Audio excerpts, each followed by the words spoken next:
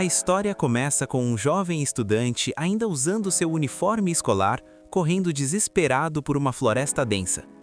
Ele está ofegante, o suor escorre pelo rosto e o pânico é visível. Onde é que eu me enfiei? Ele se pergunta. Atrás dele, uma criatura bizarra o persegue com sede de sangue. Justo quando ele acha que o coração vai pular pela boca, uma voz misteriosa e até que bem fofa ecoa na sua mente, avisando que vai começar a avaliar o alvo. Num piscar de olhos, uma tela de status surge diante dele, revelando que o monstro assustador é só uma lebre de chifre nível 1.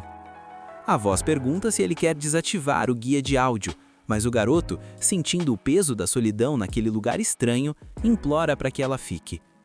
No meio do desespero, a lebre salta para o ataque, mas a sorte do rapaz é maior que o medo. O bicho crava o chifre com tudo na maleta escolar dele. Na tentativa de se soltar, o garoto escorrega e, por puro acidente, acaba esmagando a cabeça da criatura com o próprio peso. A lebre fica estirada, sem vida, e ele conquista sua primeira vitória da forma mais atrapalhada possível. Enquanto isso, em uma parte diferente dessa floresta, conhecemos uma elfa de tirar o fôlego. Ela caminha sozinha, com a elegância de quem domina o ambiente, até que uma voz espiritual sussurra em seu ouvido, sugerindo que ela siga para o leste porque algo valioso a espera. A elfa, que tem um lado um tanto ambicioso, fica intrigada. Mas antes que ela possa planejar seu próximo passo, acontece um daqueles momentos dignos de anime. Os botões da blusa dela simplesmente desistem de lutar contra a pressão e saltam fora, deixando a coitada morrendo de vergonha. De volta ao nosso herói, ele está lá, sentado ao lado do cadáver da lebre, tentando entender as regras desse novo mundo. Agora que o perigo passou, o estômago começa a roncar. Ele olha para o bicho morto e pensa: será que dá para comer? A voz assistente entra em cena novamente, confirmando que a carne da lebre é comestível e fica excelente em ensopados. Animado, ele decide levar o jantar com ele. Para testar os limites dessa voz, ele começa a perguntar sobre tudo, até sobre sua mochila. A resposta o deixa boquiaberto. A mochila é feita de materiais sintéticos que simplesmente não existem naquele mundo. Mas o balde de água fria vem logo em seguida, quando ele descobre que a região onde está se chama Devorador de Labirintos, uma zona de nível 273. O garoto quase cai para trás de pavor. Para tentar se acalmar, ele resolve usar a habilidade de avaliação em si mesmo. É aí que descobrimos sua identidade, Hibiki Manabe, um humano de 16 anos. O que mais o impressiona é sua ocupação, avaliador. Ele não entende como isso é possível, já que até ontem era apenas um aluno comum do ensino médio no Japão. Ele tenta conversar com a assistente sobre como voltar para casa, mas ela deixa claro que não pode responder perguntas de cunho pessoal. Hibiki então percebe que tem várias habilidades à disposição. Ele tenta ativar o Olho Esperto, fazendo uma pose toda estilosa, mas não acontece absolutamente nada, o que o deixa bem sem graça. Depois, ele tenta usar o Mapa Mundi, esperando que um holograma gigante do planeta apareça. Em vez disso, surge uma telinha minúscula mostrando apenas o trajeto que ele já percorreu. Ele percebe com certa melancolia que, além de fraco, ele é um completo desorientado que estava andando em círculos o tempo todo. Ele decide seguir em frente e acaba encontrando uma estrada. A empolgação é tanta que ele corre para o caminho, mas acaba tropeçando e beijando o chão gelado. O sistema, que parece ter um senso de humor meio ácido, o notifica que ele ganhou o título de Perdido em um Mundo Paralelo. Enquanto ele processa a humilhação, um monstro enorme surge das sombras, babando e encarando Hibiki como se fosse um petisco de fim de tarde. O susto é tão grande que o garoto grita, e o grito é tão alto que até o monstro fica confuso. Mas o bicho não tem tempo de reagir. Uma flecha disparada com precisão cirúrgica atravessa o crânio da fera. Hibiki fica paralisado, até ver a responsável pelo disparo, a elfa que vimos anteriormente. À medida que ela se aproxima, o sistema de Hibiki ativa automaticamente a habilidade de tradução, permitindo que ele entenda o idioma local. Ele agradece pela vida e ela se apresenta, como Malha. Hibiki fica hipnotizado pelas orelhas, achando que é o cosplay mais perfeito que já viu na vida.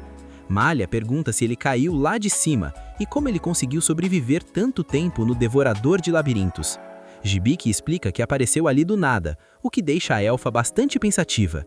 Ele aproveita para avaliá-la e descobre que, apesar da aparência jovem, Malha tem 56 anos. O choque cultural e biológico é real, mas ele guarda essa informação para si. Malha explica que o Devorador de Labirintos não é apenas um nome, é um monstro colossal que se camufla como uma planície para atrair viajantes e devorá-los quando eles se perdem. Ela sente pena de Dybbuk, achando que ele é apenas uma criança indefesa, e o abraça contra o peito para confortá-lo. O garoto fica vermelho como um pimentão, especialmente quando ela diz que ele deve ter uns 10 ou 11 anos. Quando ele corrige dizendo que tem 16, Malha entra em curto-circuito ao perceber que estava apertando um jovem adulto contra si. Como a noite estava caindo, eles decidem acampar. Ao redor da fogueira, eles compartilham um ensopado de lebre que Dybbuk carregava. Ele descobre que naquele mundo, a maioridade acontece aos 15 anos, o que o torna oficialmente um homem perante a sociedade local. Malha explica que eles estão no reino de Abrastia. Quando Dybbuk menciona Japão, ela fica confusa, pois nunca ouviu falar de tal lugar, mas garante que vai ajudá-lo a chegar à cidade de Lowell. Enquanto ele dorme, Malha usa uma magia de barreira para protegê-los. Ela observa o rapaz e se pergunta se ele seria o tesouro que o espírito mencionou. Dybbuk, por sua vez, sonha com sua vida normal, com seus amigos de escola e com o momento exato em que uma luz branca o tirou de sua sala de aula no último dia antes das férias de verão. O despertador de Dybbuk é um tanto inusitado.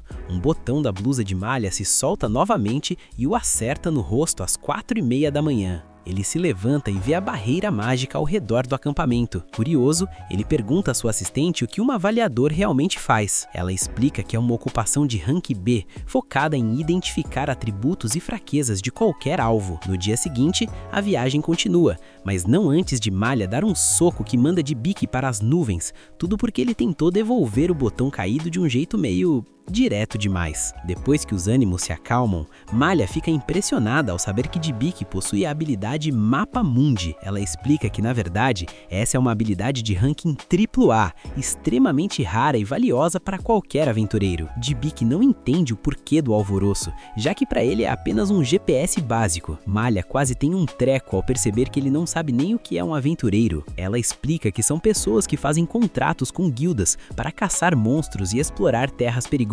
Dybbuk usa sua assistente para confirmar as informações e percebe que está sendo visto como um completo ignorante sem senso comum por Malha. Para dar o troco, ele pergunta se ela tem amigos e a reação de negação desajeitada dela confirma que ela é tão solitária quanto ele. Dybbuk, com o coração de ouro, diz que a partir de agora, ele é o amigo dela. A dinâmica muda quando Dybbuk detecta uma lebre de cristal nas proximidades. Malha entra em modo de caça instantaneamente, explicando que o chifre dessa variante vale 200 moedas de ouro. Eles se escondem nos arbustos e Dybbuk avalia o alvo, descobrindo que a lebre tem habilidades de detecção e fuga muito altas. Malha usa magia para ocultar o cheiro e o som deles, mas sua flecha espiritual falha quando a lebre desvia com facilidade. Frustrada, ela diz que não há como vencer um bicho tão rápido. É aí que o cérebro de Dybbuk brilha. Ele percebe que a lebre é arrogante e só ataca quem ela considera fraco. Ele propõe um plano. Ele servirá de isca, fingindo estar vulnerável, enquanto Malha se posiciona para o tiro fatal. Malha hesita, com medo de que se machuque,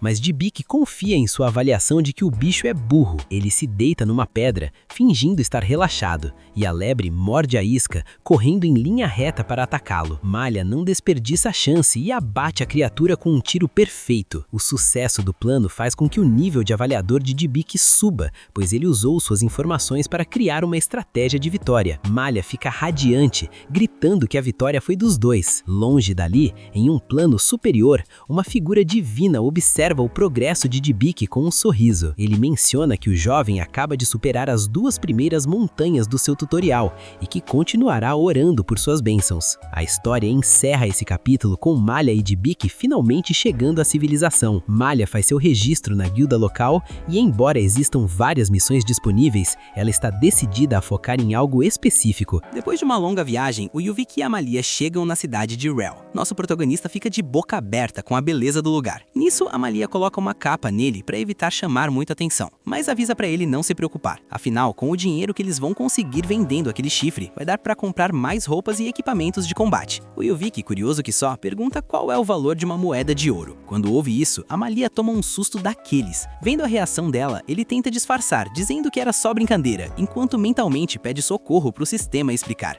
A assistente avisa que uma única moeda de ouro vale uns 10.000 ienes. Sente o drama, o Yuvik fica chocado e finalmente entende por que a Malia agiu daquele jeito. Enquanto ele processa a informação, a elfa chega pertinho, faz um carinho no rosto dele e pede para ele tomar cuidado para não falar coisas que mostrem que ele não tem o menor senso comum. Mudando de cenário, os dois chegam na guilda. O pessoal lá fica surpreso ao ver que a elfa formou um grupo, mas claro, já começam a subestimar nosso protagonista por ele ser muito baixinho. A Malia logo defende o garoto, avisando que, apesar de parecer uma criança, ele já é um adulto. Bem nessa hora, outro grupo de aventureiros aparece. O líder deles pergunta se o nosso Yuvik é novato na área, e a Malia confirma. Sem muita conversa, o grupo vai embora desejando boa sorte para o nosso herói. Observando eles saírem, a Malia comenta que eles são conhecidos como o Grupo Estandarte Prateado. Mas deixando isso pra lá, ela puxa ele até a recepcionista. É aí que conhecemos a Jewel. A Malia não perde tempo e já pede uma sala particular para vender um certo item. A elfa já tá com a cabeça nas moedas de ouro. Lá dentro, damos de cara com um cara super musculoso e o Yuvik fica impressionado com o tamanho do sujeito. O grandalhão adora o elogio, arranca a camisa e começa a fazer pose, gritando que aquilo ali é fruto de muito suar. O Yuvik acha aquilo o máximo. Eles se apresentam e descobrimos que o marombeiro se chama Baus Delir, o mestre da guilda. O Yuvik até pede permissão para tocar nos músculos dele, explicando que por ser pequeno não consegue ganhar massa muscular nem treinando. O Baus, super empolgado, já passa a rotina de treinos dele, garantindo que o garoto vai ficar gigante. As meninas, por outro lado, ficam só à exaustão assistindo a essa cena toda. Mas vamos combinar, se fossem elas no lugar dele, seria outra história. Com tudo mais calmo, na mente do Yuvik, a assistente avisa que ele acabou de adicionar magia de água à sua lista de habilidades. Depois de organizar a bagunça, a Jewel se apresenta oficialmente como recepcionista e vice-mestre da guilda. Feitas as apresentações, ela pergunta qual é o tal item que eles querem vender. É a deixa pra Malia puxar o chifre. Quando o Baus bate o olho naquilo, ele nota que é ainda maior que o chifre de 3 anos atrás, e já lança uma oferta de 400 moedas de ouro. O Yuvik fica todo feliz, achando que a Malia ia aceitar na hora, mas a elfa é ambiciosa e pede logo 800. Dá pra ver que a Malia ama dinheiro. Ela argumenta que aquele chifre é o triplo do tamanho normal. O Baus recusa e oferece 550. A elfa não cede e ameaça levar o item para outro lugar. Com isso, o mestre musculoso sobe a oferta para 600. Depois de um bom tempo de negociação, eles finalmente fecham um acordo de 700 moedas. A Jewel, que estava só ouvindo tudo aquilo, nem tenta intervir. Ela só avisa pro Baus que, como ele estourou o orçamento, a diferença vai sair direto do salário dele. Coitada do mestre. Enquanto isso, a Malia tá toda orgulhosa, se exibindo pro Yuvik com a vitória, achando que agora ele ia querer formar um grupo definitivo. Ela fica tão empolgada comemorando que os botões da roupa dela literalmente voam longe. A Jewel vê a cena toda e, sem tirar os olhos da situação, expulsa os rapazes da sala, dando a desculpa de que elas precisam discutir os detalhes da transação em particular. Depois de tudo isso, vemos o Yuvik sentado no saguão. Nisso, lá na mente dele, a assistente avisa que ele pode subir o nível da sua habilidade inerente de tutorial. O Yuvik não entende muito bem o que isso significa, então o sistema explica que é uma habilidade dada para quem tem baixa taxa de sobrevivência. Ela permite receber a ajuda divina e aprender tudo que é básico. Ouvindo isso, o garoto nem sabe se foi um insulto ou um elogio, mas a ideia de ter a ajuda de Deus parece fabulosa. Bem nessa hora, ele escuta uma voz misteriosa. Primeiro ele acha que imaginou, mas ao ouvir de novo, ele grita perguntando quem é. A voz responde que é quem tá dando suporte para ele, mas avisa que não vai poder fazer isso para sempre. O guia tá tentando ajudar no que pode, porque assim que o nível do tutorial subir, esse apoio vai chegar ao fim. Logo em seguida, a Malia aparece. Quem recebe ela é uma garota dizendo que ela pegou uma missão específica e precisa voltar para sua terra natal, e que não vai poder levar ele junto. Imediatamente a cena muda. Vemos a Iber numa caverna tentando encontrar alguma coisa. Já na vila, o Yuvik diz pra elfa ir tranquila, e ela responde que pediu pra Jewel cuidar dele e que ele pode ficar na pousada onde ela estava dormindo, só procurar pela Tânia na pousada sorridente. O Yuvik, pensando no que fazer da vida, comenta que existem missões para quem não é da linha de frente. Nisso, ele recebe o arco da Malia como presente e ela sai correndo, morrendo de vergonha. Correndo pela vila, a Malia esbarra na Iber dizendo pro guarda que teve que ir para casa de imprevisto. Quando levanta a cabeça, a Iber percebe que ela é uma elfa e pergunta se ela tá indo pro reino de Feriot. Com um sorriso no rosto, a Iber diz que também tá indo para lá. Mais tarde, vemos o Yuvik comentando que depois que a Malia foi embora, ele passou o tempo todo dormindo. E olha, que belo passatempo. Ele ainda não encontrou um jeito de voltar pro mundo dele. De repente, a Tânia bate na porta. Ela entra no quarto dizendo que estava preocupada com o nosso protagonista, já que ele não desceu nem pro café da manhã e nem pro almoço, e avisa que já tá na hora da janta. Aí bate a realidade e o Yuvik percebe que precisa arrumar um trabalho para não ficar dependendo só do dinheiro do chifre do coelho. Nessa hora, a voz do sistema chama, pedindo para ele verificar o status e explicando uns números que ele não estava entendendo. A voz avisa que não recomenda que ele lute sozinho e adiciona novas habilidades para ele, como o livro de medicina e contratos. O sistema explica que ele pode aprender todo o conteúdo só de ler as páginas. O Yovik pergunta quanto tempo isso vai levar, e a assistente responde que demora bastante tempo se ele não tiver consciência do método. Mesmo assim, ele topa. No mesmo instante, a assistente faz um livro aparecer na frente dele e começa a transferir todo o conhecimento direto para a mente do garoto. Em outro lugar, a Malha estava conversando com a garota de antes. Ela conta sobre o Yovik e como ele não tem muita noção das coisas, o que deixou ela bem intrigada. A aventureira não engole essa história e diz que a elfa parece estar apaixonada por ele. A Malha nega na hora, dizendo que acabou de conhecer o garoto e que ele é 40 anos mais novo que ela. Mas, de repente, aparece uma elfa com roupa de empregada na frente delas. A Malha corre para abraçar e apresenta ela como Stélia, a chefe das empregadas da família dela. Aqui também descobrimos o nome da garota de cabelo azul, que é Ibel. A Ibel corta o clima dizendo que agora ela faz parte do mesmo grupo. Isso deixa a empregada meio irritada e começa a resmungar umas coisas. Sente a rivalidade no ar. Já se passaram vários dias e o Yovik continua jogado na cama, com uma preguiça total. Mas com um detalhe, o aprendizado do livro de medicina está completo. Depois dessa maratona, ele vai numa loja de armas, compra uns acessórios para se proteger e segue para a guilda para pegar algum trabalho. No caminho, ele bate um papo com o assistente. Ele comenta que o nome dela é muito longo e pergunta se pode chamá-la de Siste. Ela aceita de boa. Agora, dentro da guilda, o clima pesa. O grupo estandarte entra desesperado pedindo ajuda. O cara de cabelo prateado tá muito machucado. A Jewel se aproxima e avisa que o Bausman tá na cidade, mas sugere parar o sangramento com outra magia de cura. O suporte da equipe avisa que isso não vai rolar. O Yovik vê toda a situação e o sistema avisa que existe uma chance de salvar o cara. Sem pensar duas vezes, ele se oferece para ajudar. Todo mundo fica de queixo caído e perguntam se ele é um curandeiro. O Yovik manda real e diz que não é, que ele é mais um avaliador com noções médicas. Diante do desespero, os companheiros do ferido aceitam na mesma. O Yovik analisa o estado do rapaz e descobre que ele foi afetado pelo veneno de Tiarit, o que claramente impede o sangramento de parar. Além disso, para curar os membros dele por completo, eles iam precisar de magias de alto nível, o que custariam 650 pontos de magia. Ele explica a situação pra galera, mas ninguém ali tem como ajudar. Eles precisam de um plano B. Então, assiste dá a ideia de usar a habilidade de contrato, para pedir que os aliados transfiram pontos de magia temporariamente. Sem hesitar, todo mundo topa, até a Jewel. É assim que o nosso Yovik recebe os pontos necessários pelo contrato, elimina o veneno e manda uma cura perfeita, restaurando o corpo do cara. Missão cumprida. Mas o esforço cobra o preço e o nosso protagonista cai no chão esgotado, sonhando de novo com os amigos da escola. Quando ele acorda, a voz avisa que o nível de trabalho dele subiu do número 2 para o número 5. O contrato foi do 1 para o 2 e a habilidade de tradução também subiu de nível.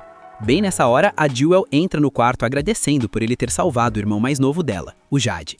O Yovik fica meio confuso, mas ela explica que eles são filhos de mães diferentes. A Jewel pede para ele pedir para todo mundo guardar segredo sobre o que aconteceu, porque quase ninguém consegue usar aquelas magias de cura avançadas. Se a notícia se espalhar, vão tentar se aproveitar dele para ganhar dinheiro. Por causa disso, ela recomenda que ele entre para a Guilda dos Aventureiros de uma vez. O Yovik fica na dúvida, sem saber quanto tempo mais vai ficar na cidade, mas concorda que ter companheiros ou alguém para cobrir a retaguarda seria uma boa, já que ele não é um lutador. É aí que a Jewel dá a ideia genial dele contratar um guarda-costas. Por sua vez, o Ibik vai até a companhia em busca de um guarda-costas. Lá, ele conhece o Yaranta e sente o drama. Assim que o cara escuta que o Ibik quer contratar alguém, a atitude dele muda na hora. Ele vira um pervertido total. Diz que sente um cheirinho muito bom vindo do nosso herói e já vai logo mostrando um monte de homens musculosos. Mas o Ibik prefere pular essa parte, sabe? Porque apesar de os caras serem fortes, eles não têm nada de mana. E o Ibik quer alguém quem ele possa usar cura superior ou sanação perfeita numa emergência.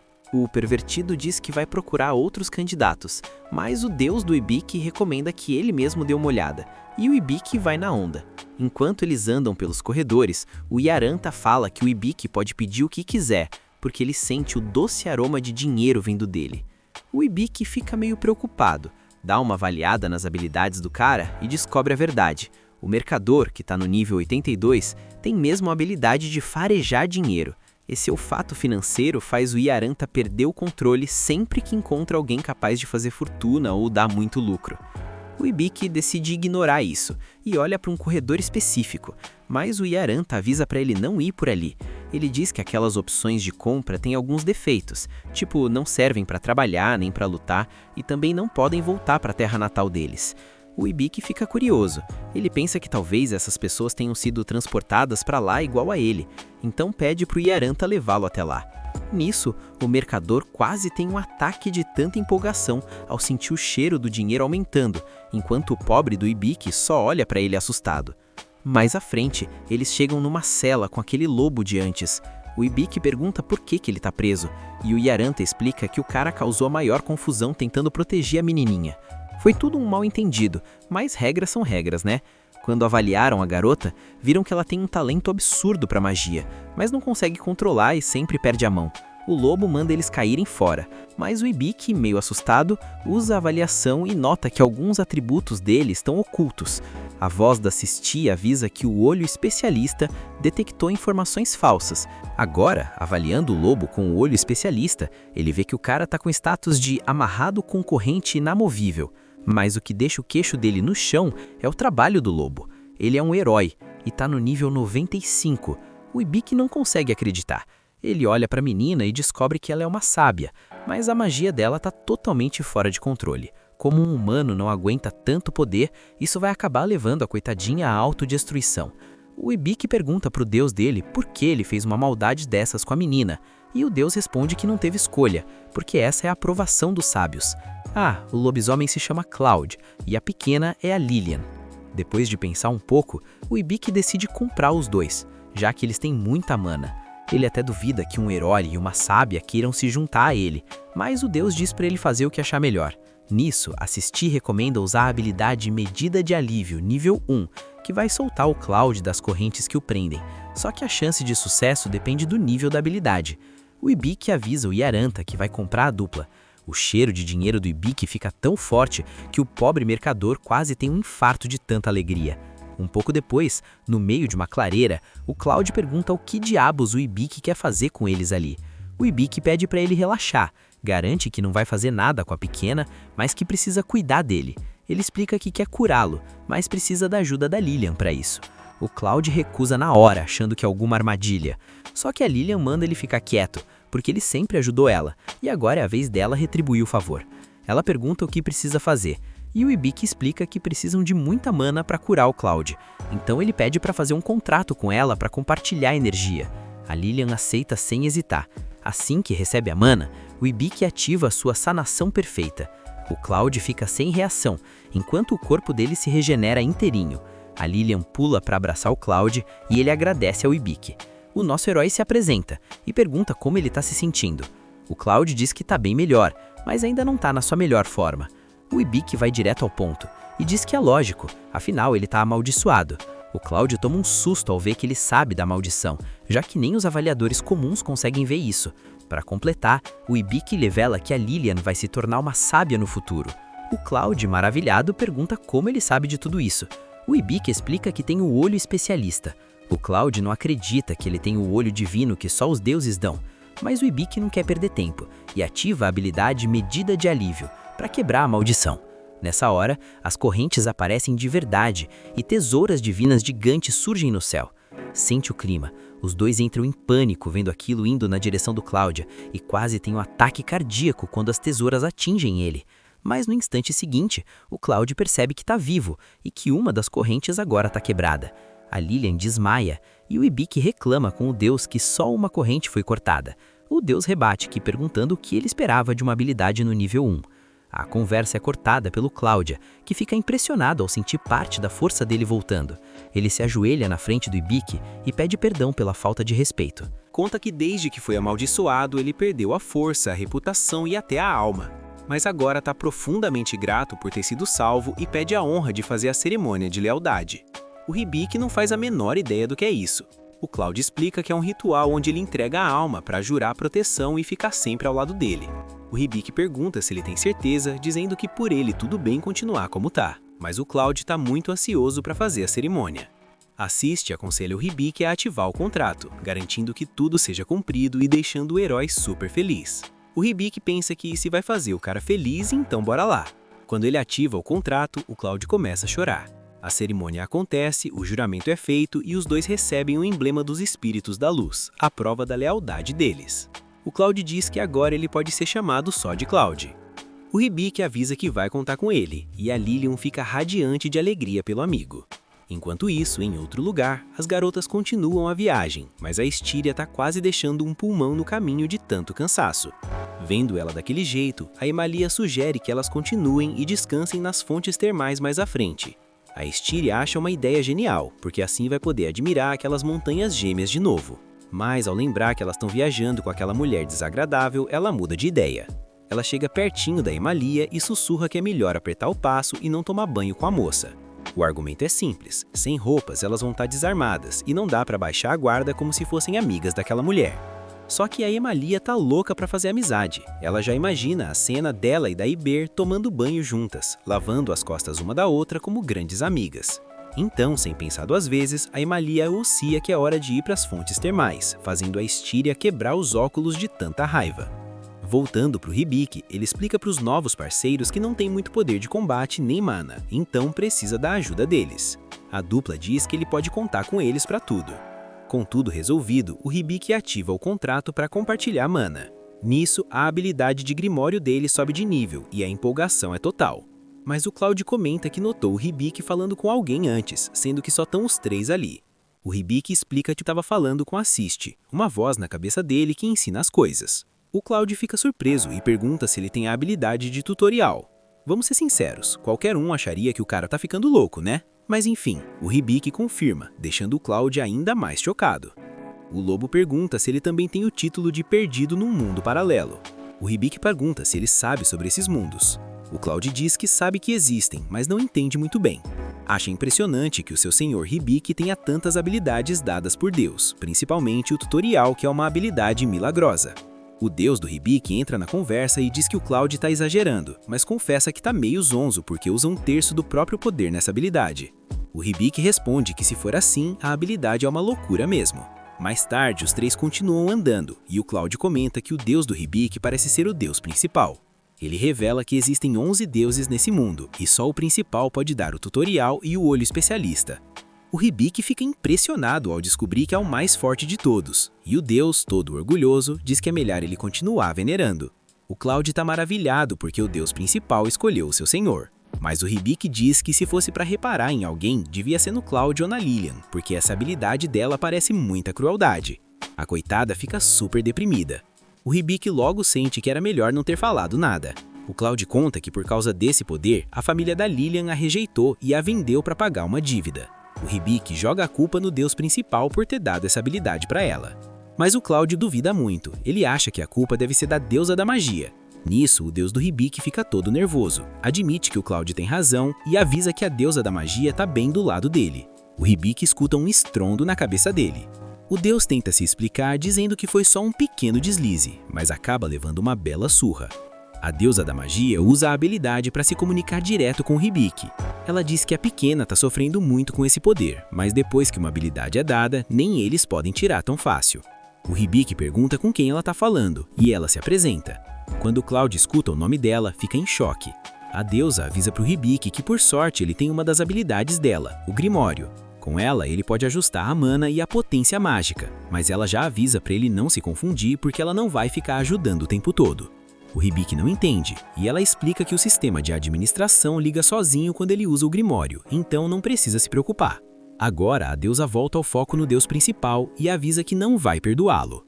Ela manda o deus do submundo buscar a dama de ferro feita sob medida para jogar o deus principal lá dentro para ver se ele sai de cena e reencarna como um deus mais sério. O coitado entra em pânico. O Cloud pergunta para o Hibiki o que a deusa falou. O Hibiki, meio tenso e confuso com a briga dos deuses, diz pro Cloud não se preocupar, porque a Lilian vai ficar bem. Mas tem um detalhe, com a surra que o deus principal tá levando, as habilidades de tutorial e olho especialista ficam fora do ar, no momento. Ou seja, o Hibiki vai ficar sem o suporte do deus temporariamente, e a Sist só vai conseguir ajudar com os dados que já tem. O Hibiki só torce pro deus principal ficar bem. Enquanto isso, a deusa da magia olha pro Hibiki e sente que já ouviu antes. De volta aos nossos heróis, o Hibiki ativa a habilidade de Grimório. Nisso, aparece um gato místico super poderoso, que rapidamente é domado com alguns carinhos. Ela se apresenta como Benny e explica que é o Grimório.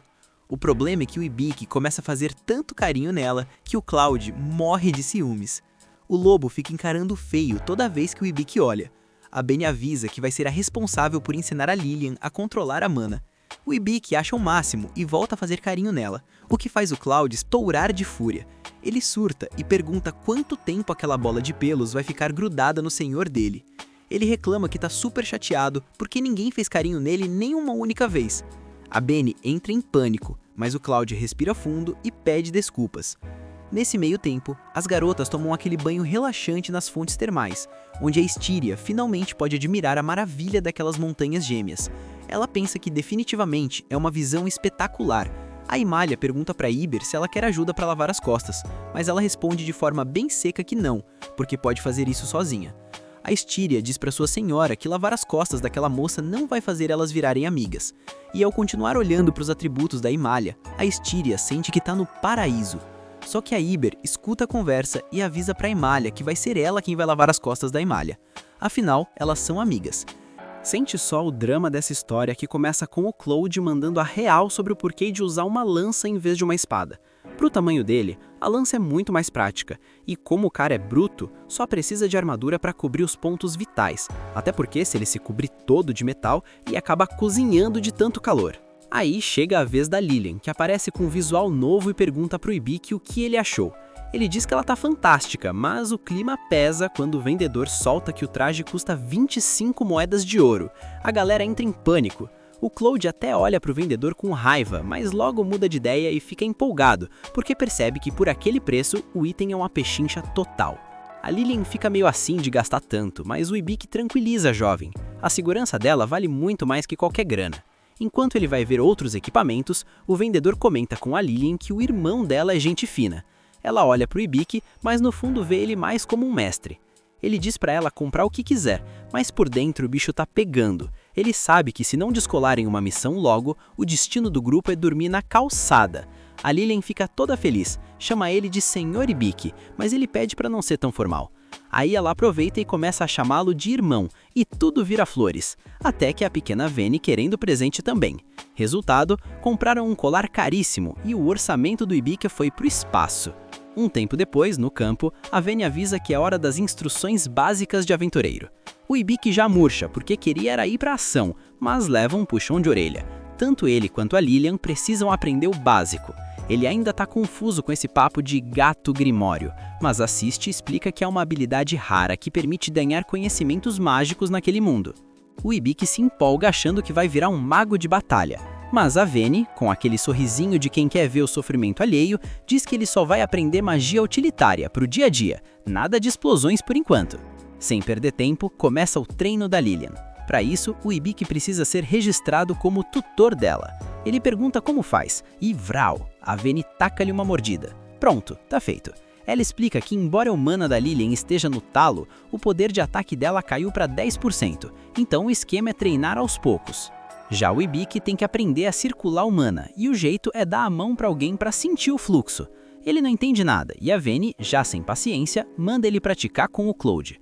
O Cloud diz que é moleza, mas o Ibiki continua boiando. A Veni manda ele fechar os olhos e pede pro Cloud pegar leve no mana, já que o Ibiki não é lá muito resistente. O Cloud concorda, pega na mão nele e o mana começa a fluir. Só que de pouco a pouco não teve nada. O Cloud começa a gritar eufórico e do nada o Ibiki vai parar num espaço em branco que fica escuro de repente. Quando ele se toca, tá no corpo do Cloud, vendo as memórias dele. Ele vê uma elfa linda chamada Anastácia olhando para um lago. Pelo que ele sente nos reflexos do Cloud, ela era a elfa mais bonita que ele já viu, mas não a mais avantajada. Esse título era da Malha. Eles se conheciam desde pequenos, lutaram, riram e choraram juntos. O Cloud achou que seria para sempre, mas aí o sonho vira nesadelo. A Anastácia começou um massacre bizarro sob a lua de sangue. O Ibiki acorda do susto com o Cloud sacudindo ele. A Veni explica que ele mergulhou fundo demais no subconsciente do grandão por causa do excesso de mana. O Cloud se desculpa pelo erro, e a Veni aproveita para dar aquele esporro básico nele. Depois, ela pergunta pro Ibiki se ele viu algo vergonhoso lá dentro, mas ele desconversa. Só que ele fica com aquela sensação de que o Claude estava chamando alguém no fundo da alma. Passado o susto, o Ibiki foca em aprender a tal magia cotidiana. O esquema é, ele precisa emitir mana enquanto faz as tarefas domésticas. Se ele fizer direito, os espíritos curtem a energia e ensinam o truque para ele. Só que o esforço vai pro ralo quando o Claude chega todo estabanado para chamar ele para comer e derruba o balde de água em tudo. O coitado pede 1000 desculpas e o Ibiki leva na esportiva. Ele até acha engraçado o herói lendário ser tão atrapalhado. O Ibiki limpa tudo de novo rapidinho, enquanto o Claude fica lá se sentindo culpado. Mais tarde, ele termina de deixar o corredor brilhando, mas assiste e avisa que ainda não aprendeu nada. A Vene vê que tá tudo limpo e promete uma porção extra de comida. Mas na hora de sair, adivinha, o Claude aparece e faz besteira de novo. Um tempo depois, a galera tá lá treinando firme. A Lilian tá mandando bem demais, mas o Ibiki, coitado, é uma negação total no arco e flecha. Ele fica todo pra baixo, mas o Claude tenta dar aquela força, dizendo que no começo é difícil pra todo mundo mesmo. O Ibiki implora por um descanso porque as mãos dele estão só o bagaço, mas o Claude, com aquele sorrisinho de quem não quer nada, lembra que ele tem o livro de medicina, então não precisa parar não. E assim, o Ibiki segue sofrendo e pedindo socorro enquanto continua o treino forçado. Enquanto isso, Amália segue viagem rumo ao reino dos elfos, toda faceira porque agora tem uma amiga. Quando chegam numa bifurcação, Amália sugere o caminho mais longo para evitar um atalho cheio de ruínas onde as almas errantes costumam aprontar. Só que a Evelyn acha a ideia de explorar as ruínas o máximo e convence Amália a ir por lá na esperança de achar tesouros. Amália acaba cedendo porque a grana tá curta e o dinheiro do chifre do coelho não vai durar para sempre. Sem muita escolha, elas avançam, enquanto a Evelyn continua manipulando Amália com aquele papo de amizade. De volta ao Ibiki, ele tá preparando o almoço com a ajuda da Lilian, e quando terminam, os três se acabam num banquete. Só que o Ibiki logo percebe que o Claude fez um serviço porco descascando os cogumelos. Quando ele pergunta das maçãs da sobremesa, o Claude entra em pânico e confessa que não leva jeito nenhum pra cozinha. E a Lilian logo saca que ele, na verdade, comeu todas. Geral começa a dar esporro nele por tentar esconder a lambança. O Claude tenta se defender, dizendo que a culpa é da maldição, mas todo mundo sabe que ser ruim de fogão e guloso não tem nada a ver com feitiço. O Ibiki pergunta quem jogou essa praga nele, mas o Claude diz que nem faz ideia. Mais tarde, enquanto o Ibiki bebe água no rio, assiste avisa que ele finalmente aprendeu a limpeza borbulhante. Ele fica todo empolgado e ela sugere usar o Mapa Mundi. Ao ativar, o Ibiki percebe que um javali investidor está chegando, mas com o Claude no time, o bicho é mandado para outra vida num piscar de olhos. O problema é que o cheiro de sangue pode atrair mais monstros, então a Lilian limpa a área com magia e eles resolvem usar o corpo do bicho para ensinar o Ibiki a fatiar carne. Ele percebe na hora que isso é pura vingança pelas zoeiras que fizeram com o Claude antes. Lá nas ruínas, Amália e Astélia se mandam atrás de tesouro. A Evelyn, sozinha, usa seu espelho mágico e vê que o lugar está lotado de almas penadas, mas nada do que ela realmente procura. De repente, ela ouve os gritos das duas que estão empolgadíssimas. Astélia tá lá tendo sonhos doidões com Amália, enquanto a própria Amália acha que tá nadando em ouro. A Evelyn percebe que as duas estão tendo alucinações pesadas e, achando aquilo tudo muito patético, usa sua magia para expulsar as almas errantes e trazer as duas de volta para a real. Para fechar, os meninos terminam o serviço com o javali e o Ibiki resolve testar a limpeza borbulhante no Claude. O grandão entra em pânico achando que ia dar ruim, mas o Ibiki taca as bolhas sem dó. O Claude grita desesperado, mas logo sai do meio da espuma, se sentindo incrível. A magia não só tirou a sujeira, como alinhou o pelo, tirou o cansaço e deixou o cara simplesmente fabuloso.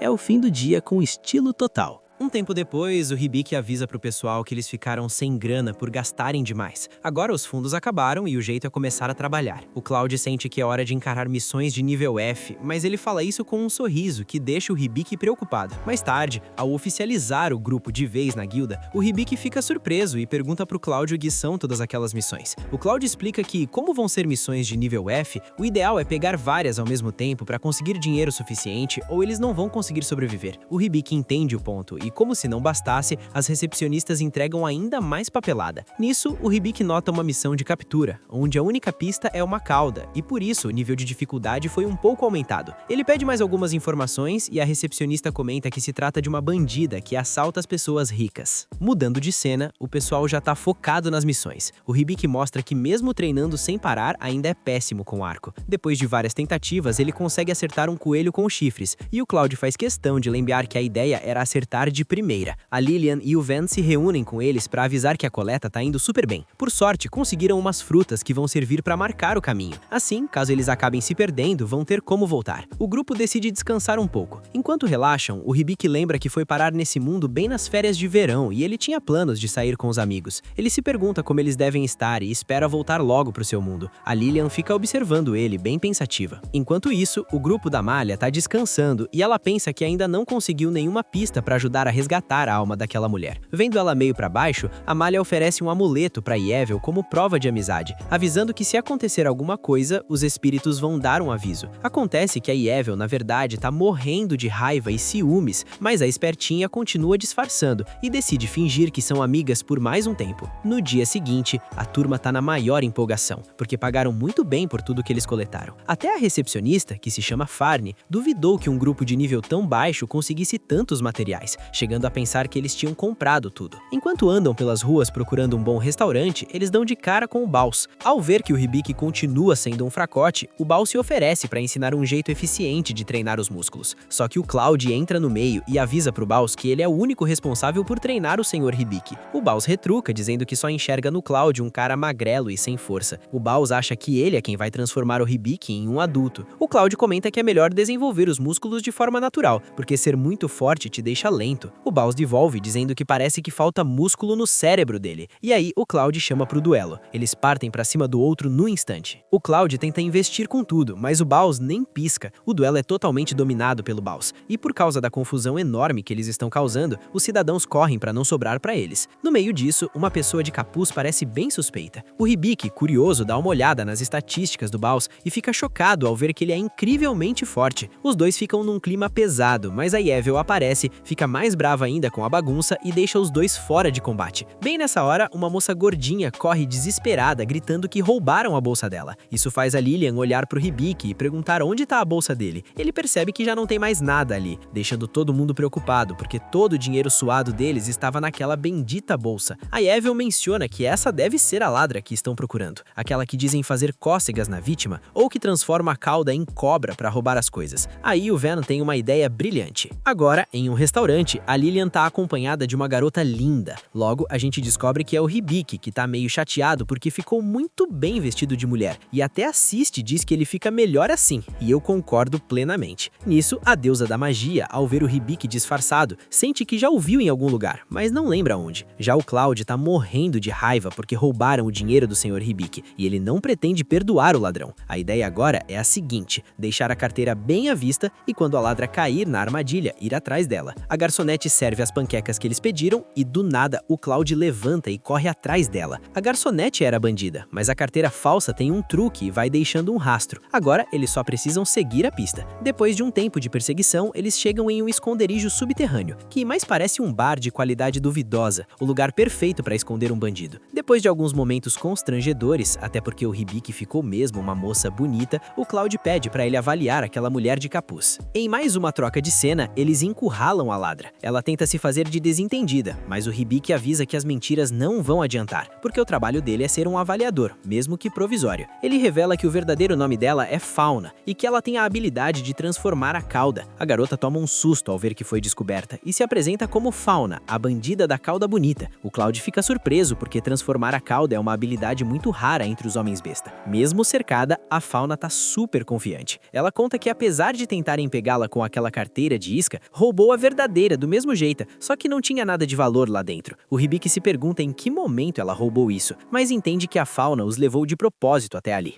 Ela confirma, toca na parede e some rapidinho, deixando o grupo numa armadilha. O Cloud consegue tirar o Hibiki do perigo e manda ele ir atrás da Fauna. Ele vai, mas o Hibiki é um aventureiro péssimo e cai em outra armadilha dela. A Fauna diz que custa acreditar que um avaliador cairia num truque tão óbvio, mas ao olhar direito pro Hibiki, ela percebe que ele é um garoto. Por algum motivo estranho, ela fica com as bochechas vermelhas, se aproxima e pergunta o que ele estava fazendo vestido de mulher. O Hibiki responde que estava tentando capturar ela e ouviu que ela atacava pessoas ricas. A Fauna não entende o que isso tem a ver com usar vestido, mas ela acaba gostando do visual dele e acha ele adorável. Então ela avisa que pode ajudar com uma condição. De volta ao bar escondido, o Hibiki está avaliando os objetos que a Fauna roubou, já que ela só tem interesse em coisas autênticas. Depois de um tempo avaliando, ela coloca um bracelete na mesa. O Hibiki pergunta se aquilo também foi roubado, porque não tem muito valor comercial. Ela explica que é um bracelete muito querido entre os homens-fera e que tem uma mensagem. A Fauna fica surpresa e pergunta o que está escrito, e o Hibiki revela que diz apenas "Obrigada, irmã". A Fauna conta que ganhou o bracelete da irmã mais nova, que tinha escrito algo, mas ela nunca conseguiu ler. Ela mostrou para vários avaliadores e nenhum conseguiu traduzir a mensagem. Faz sentido, já que a irmã não sabia escrever. Então o Hibiki supõe que não avaliou as letras, mas sim o sentimento que a irmã colocou ali. Ele pergunta se a irmã sabe que ela é uma ladra, e a Fauna responde que ela já saiu de cena, presa numa batalha na terra natal delas. Ela pergunta de onde o Hibiki é, e ele diz que é de um lugar bem distante. A Fauna aconselha ele a voltar para casa, porque se ele perder o lar como ela perdeu, nunca mais vai conseguir voltar. Ela diz que o parceiro dele também é um homem fera, e se for do mesmo lugar que ela, deve ter um passado bem doloroso. Dito isso, ela devolve o saquinho de dinheiro, já que as avaliações dele foram super precisas. Ela se despede com um beijo e diz que espera vê-lo vestido de garota de novo, porque ele fica uma graça. Mas, pelo visto, ela enganou ele, porque não devolveu a bolsa de antes. Um pouco mais tarde, voltando para a guilda, a Farney tenta limpar o batom do Hibiki, que não sai por nada. Ela comenta com o pessoal que ouviu um boato na guilda da capital sobre um novo grupo de aventureiros que sobe de nível numa velocidade absurda. Como o rei deu a eles a missão de acabar com os mortos-vivos, eles se chamam os Matadores de Cadáveres. Eles estão viajando do leste para o oeste, então é bem provável que um dia cheguem naquele país. De noite, o Hibiki comenta com o Cloud que sentiu que aprendeu muita coisa nova naquele dia. O Cloud diz que se ele viajar, vai aprender ainda mais. O Hibiki se empolga com a ideia e decide fazer uma viagem para conhecer todo tipo de pessoa. O Cloud pergunta que tipo de pessoa ele quer conhecer, e o Hibiki responde que quer achar alguém que saiba mais sobre o mundo. O Cloud diz que ele está falando dos sábios, e atualmente os únicos ativos são os sábios dos 3 mundos, que reinam há mais de 500 anos. Ele pergunta para que o Hibiki quer conhecê-los. A resposta é direta, ele quer que digam como voltar para o mundo dele. Isso pega todo mundo de surpresa, e a Lillian pergunta se ele está pensando em ir embora. O Hibiki percebe que voltar para o mundo dele significa deixar aquele lugar. O Cloud, por sua vez, explica para Lillian que o Hibiki não pediu para estar naquele mundo, então é natural que queira voltar pro dele. Ele vira pro Hibiki e diz para ele não se preocupar com nada, porque vai protegê-lo até que esse dia chegue. Enquanto isso, Amalia continua a sua jornada e avisa para Evil que logo vão procurá-las, porque os espíritos da floresta contaram para ela. A Evil diz que isso é bem conveniente, mas Amalia explica que nem tanto. Os espíritos só respondem quando ela pergunta, e só teve uma única vez que um espírito falou primeiro. Ele disse que algo muito valioso cairia no leste, com uma voz bem estranha. A Evil, super interessada, pergunta onde caiu. Quando Amalia revela que foi na floresta de Lowell, a Evil dá um sorriso. Ela avisa Amalia que lembrou de umas coisas para fazer e que é hora de se despedir. E assim, do nada, ela vai embora, deixando a pobre da Amalia de coração quebrado. A história deu aquela desviada básica, mas foca aqui.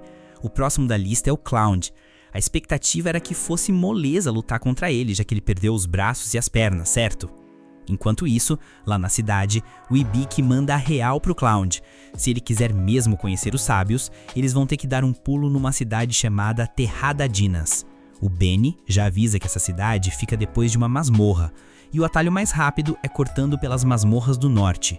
Só que o Cloud corta o barato do amigo e explica que o lugar é super perigoso. Do jeito que as coisas estão agora, atravessar vai ser um sufoco, então eles vão precisar suar muito a camisa no treinamento. Nisso, a Lillian agradece pela refeição e sai meio de cabeça baixa. Bem nessa hora, o fofoqueiro do Baus chega perguntando pro Hibiki o que tá rolando entre os dois. O garoto confessa que eles tiveram uns probleminhas. O Baus, entendendo tudo errado do jeito dele, bate no peito e diz que vai resolver a parada. Ele arrasta o Hibiki pro meio do mato para uma espécie de acampamento focado em, acredite se quiser, ganhar músculo. O Benny até sugere pro Ibiki dar no pé, e o Cloud também não curte muito a ideia dele treinar com o Baus. Mas no fim das contas, o garoto precisa de treino, então a ideia não é de todo mal.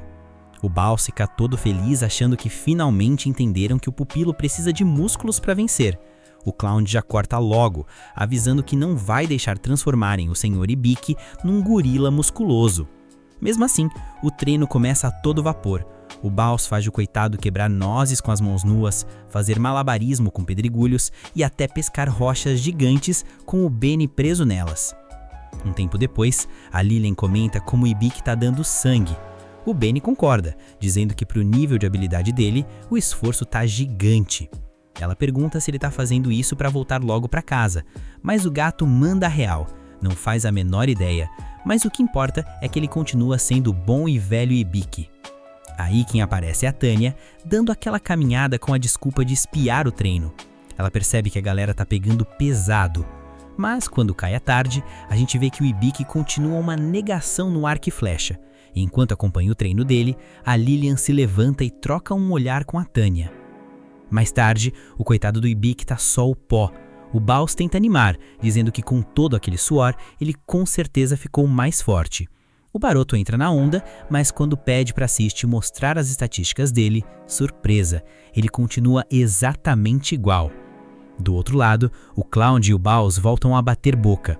O Clown defende que treinar técnica era melhor, enquanto o Baus insiste na força bruta. O clima esquenta. Nisso, o Ibiki avista Jingle chegando. Ele tenta avisar, mas os dois acham que é truque para mudar de assunto. Resultado, num piscar de olhos, os dois são congelados pela Jewel. Agora sente o clima da noite. A equipe está aproveitando aquele banho relaxante numa fonte termal. A Tânia, que está do lado das meninas, pergunta por cima do muro se o Ibiki não quer que ela lave as costas dele. Ele, num baita nervosismo, recusa a oferta na hora. O Clown dá uma risada e comenta que fazia tempo que não relaxava assim. Isso faz o Ibiki lembrar das histórias sobre a terra natal do amigo e do lado fofoqueiro dele. Então ele pergunta sobre a família e a casa do amigo. O guerreiro conta que morava na capital do reino de Vistrônia, só que a cidade foi destruída e os companheiros dele já saíram de cena deste mundo. Mas ele tranquiliza o garoto, dizendo que isso foi há muito tempo e que agora o que importa é continuar ao lado dele. Depois do banho, a Lilian tenta dar uma força pro Ibiki com um treino, mas fica cheia de vergonha e mal consegue falar. A Tânia percebe e resolve dar um empurrãozinho, contando pro garoto que a Lilian tá impressionada com o esforço dele e só quer apoiar. Como as duas não são de fazer fofoca, elas decidem deixar o casal a sós para conversar e saem com a desculpa de arrumar as coisas. Quando ficam a sós, a Lilian abre o coração. Ela confessa que não quer se afastar dele, mas justamente por gostar tanto, quer que ele seja livre para fazer o que desejar. Mesmo assim, ela continua querendo ele por perto, pede desculpas por ser um pouco egoísta e entrega uma bebida revigorante que a Tânia ensinou a preparar. Ela diz que não sabe bem o que fazer, mas quer muito ajudar. O Ibiki agradece e ao provar o chá, avisa que tá uma delícia. A Lilian chora de emoção. E sabe quem também tá chorando escondida? A Tânia, que afinal de contas, tava lá escutando tudo de metida. Enquanto isso, bem longe dali, a Emália também tá tomando seu banho relaxante. Ela finalmente chegou em casa, mas ainda não conseguiu ver o pai. Ela tá com a pulga atrás da orelha, se perguntando o que tá rolando, já que falaram que era uma emergência. Enquanto ela tenta entender o motivo do chamado, a Estelia tá quase derrubando a porta do banheiro a socos, implorando para entrar só para ficar admirando os encantos da patroa. Ela até consegue o apoio das outras criadas para gritarem em coro para abrirem a porta. A Emália, sem paciência, manda todo mundo ficar quieto e a deixar em paz. A criada entrega um vestido de gala e avisa que o rei vai dar um banquete. A Emália liga os pontos, percebe que foi chamada às pressas só para essa festa e começa a ficar irritada de verdade. Voltando para os nossos heróis, eles botam o pé na estrada, mas adivinha quem tá de tocaia? A Evil. O Hibiki abre o mapa mundi procurando o alvo deles, mas não vê nada. De repente, a Evil sai do meio do mato. Quando o Cloud vê que é uma garota, ele pede desculpas na mesma hora por ter apontado a lança para ela. O Hibiki estranha ela não ter aparecido no radar e decide usar sua habilidade de avaliação nela. A Evil sente na hora que tá sendo sondada, mas o Hibiki não pesca nada de estranho. Ela se aproxima do Cloud fingindo surpresa por ver um homem fera autêntico. Na verdade, por dentro, ela tá se perguntando por que ele ainda tem braços e pernas. Ela aproveita a chance e se apresenta como uma aventureira de rank E que estava fugindo de um lobo rubi prateado. O Hibiki se apresenta e pede a direção do monstro, e a garota manda eles direto para a parte mais funda da floresta. Mas, quando ela bate o olho na Lilian, se despede rapidinho e dá no pé. Assim que ela some, o Hibiki olha o mapa mundi de novo e o lobo rubi prateado finalmente aparece na tela. Aí que a coisa fica feia. O grupo consegue cercar o monstro, só que a Assist avisa pro Hibiki olhar o mapa de novo, e ele percebe que eles estão cercados por uma matilha inteira. Num piscar de olhos, um lobo gigante ataca o Hibiki pelas costas, deixando o garoto gravemente ferido. Ao longe, a Evil tá pensando que quando tocou no braço do Cloud, sentiu que era real e que de alguma forma ele quebrou a maldição. Ela não entende como, mas também não liga, já que na cabeça dela, o Cloud vai virar comida em breve. Na arena, o Cloud tá desesperado protegendo o amigo caído. A Lilian fica em pânico porque deu uma poção, mas o sangramento não para de jeito nenhum. O Benny manda ela lançar um feitiço de manutenção de estado para estancar a ferida, enquanto o Cloud percebe que eles precisam fugir dali para ontem. O problema é que não dá para todo mundo escapar. Então, o Cloud ordena que a Lilian leve o Hibiki para a cidade, onde o Baus pode salvá-lo, enquanto ele vai segurar os monstros e encontrá-los depois. Ele não diz isso com muita confiança, mas a Lilian obedece e cria um golem de terra com formato de leão para fuga. Antes de ser levado, o Hibiki implora para o Cloud não ficar para trás, mas o guerreiro deixa claro que daria a vida para protegê-lo. A Lilian dispara dali e o Cloud nota que os lobos só têm olhos para ele. Quando ele olha a fundo nos olhos do lobo gigante, por algum motivo ele enxerga Anastácia. Aquilo dá um frio na espinha dele.